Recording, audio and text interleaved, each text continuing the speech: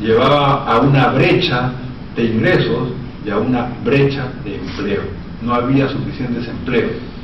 Y por lo tanto, lo que se planteaba era, tenemos que industrializarnos, tenemos que buscar otras actividades productivas que den empleo y que resuelvan esa heterogeneidad estructural.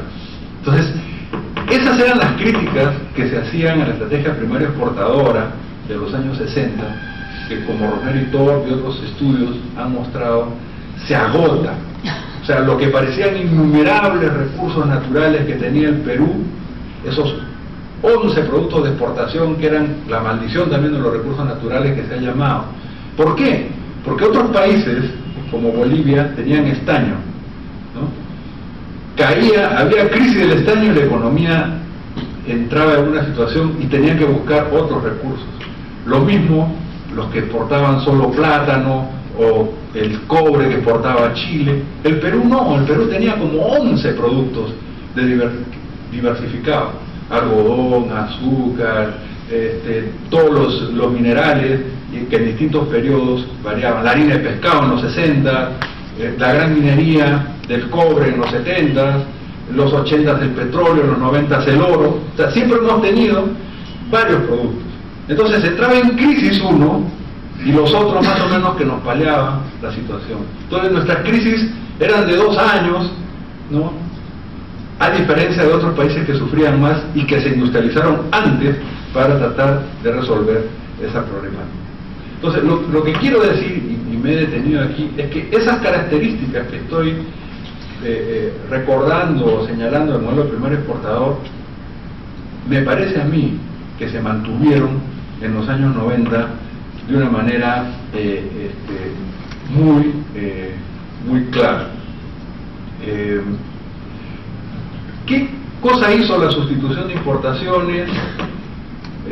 No tenemos tiempo para entrar en detalle, pero buscó una solución alternativa, no combinó adecuadamente mercado interno con exportaciones, como era toda la propuesta, se cayó a veces en un proteccionismo exagerado, había la protección infinita, ¿no? Hubo excesos, pero antes de ese periodo no había industria. Es decir, la industria, hasta Velasco, digamos, era lo del azúcar, los ingenios del azúcar, la de alimentos y bebidas, más del 70% de la estructura industrial. La industria automotriz, la petroquímica, la industria eléctrica, la metalmecánica, eso surge en los años 70 recién, con el proceso. Entonces, hubo un montón de fallas, de deficiencias, de problemas, pero se avanzó en un proceso de industrialización. Entonces, ¿qué críticas le hicieron desde el consenso de Washington? Le echaron la culpa, ¿no?, de todos los problemas estructurales que tenía la economía a la sustitución de importaciones. Entonces dijeron, la intervención del Estado y la sustitución de importaciones son los que han creado la crisis.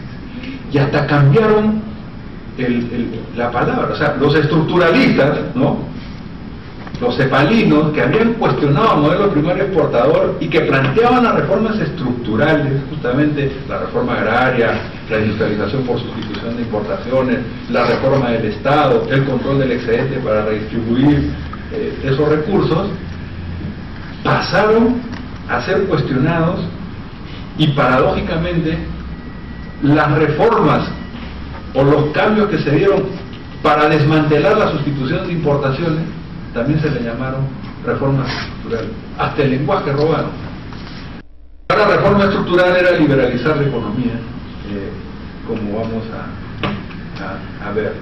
Se le acusó de que tenía un sesgo antiexportador, un sesgo antiagrícola, que las empresas públicas ineficientes habían traído la deuda externa, que había una caída de la inversión y del estancamiento. Entonces, frente a ese fracaso, yo no creo que esa sea la lectura correcta, pero esa es la lectura que hicieron y la que se impulsó con el consenso de Washington.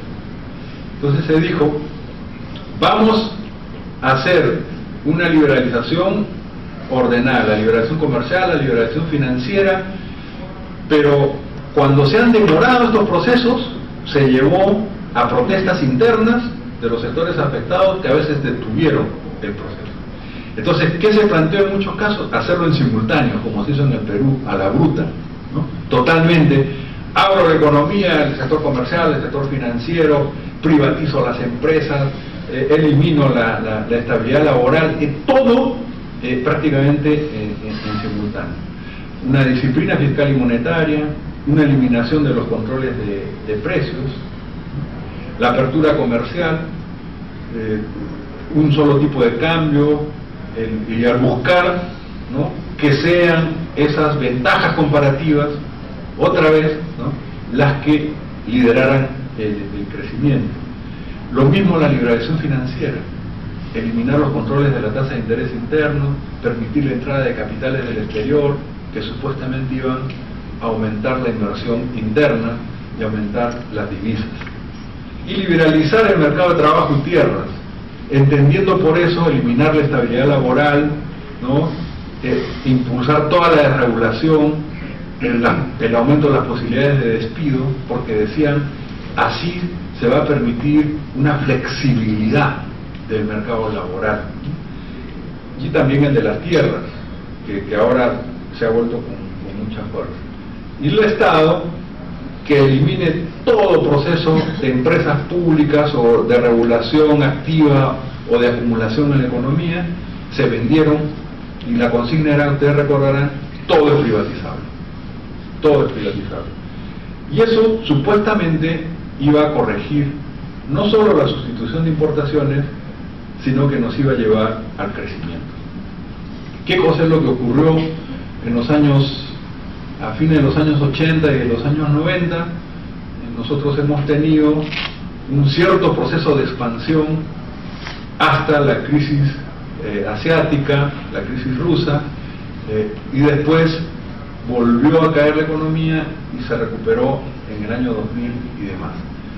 Entonces, lo que no se discute en este modelo, en este enfoque, es la importancia que tienen los factores externos de la economía mundial. ¿Por qué? Porque nadie recuerda, en esta crítica del Banco Mundial y el Consenso de Washington, que la sustitución de importaciones tuvo que enfrentar también el contexto de la crisis de la deuda externa. Y que aún países que habían hecho políticas ordenadas, macroeconómicas y otras, entraron en crisis. Toda la región, tibios y troyanos, entraron en crisis. No solo los que habían impulsado sustitución de importaciones, sino incluso los que habían liberalizado, como Chile, que entró en una crisis el 82 y 83, que para el salvataje tuvieron que, le representó más o menos 1/3 del Producto Bruto Interno. Es como si a cifras actuales del Perú estuviéramos hablando como de 40.000 millones de dólares de costo, equivalente a lo que le significó la crisis en Chile en ese momento. Entonces, no fueron solo los que impulsaron sustitución de importaciones. Y lo que no dicen, cuando hubo una cierta expansión, es porque hubo condiciones favorables internacionales.